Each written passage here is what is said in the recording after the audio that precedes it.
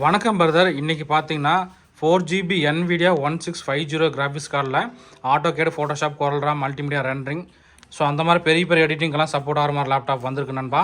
இது பார்த்தீங்கன்னா நமக்கு ஏசூஸில் டஃப் கேமிங். மற்ற கான்ஃபிக் டீட்டெயில் என்னென்னு உங்களுக்கு காட்டுறேன்.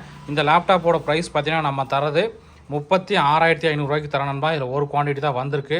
ஸோ நண்பர்கள் வந்து எந்த அளவுக்கு குயிக்காக புக் பண்ண முடியுமோ பண்ணிக்கலாம். லேப்டாப் லுக் லைக் பார்க்குறதுக்கு ரொம்பவே நீட்டாக இருக்குது நண்பா. ஸோ லேப்டாப்போட மாடல் என்னென்னு பார்த்துடலாங்க.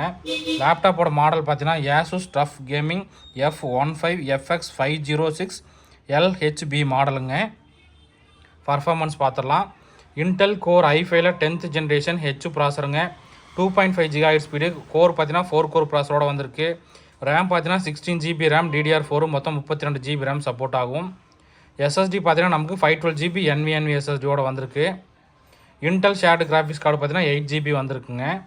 முக்கியமாக NVIDIA கிராஃபிக்ஸ் கார்டு பார்த்தீங்கன்னா 1650ல் டெடிக்கேட்டட் கிராஃபிக்ஸ் கார்டே 4GBயோட வந்திருக்கு.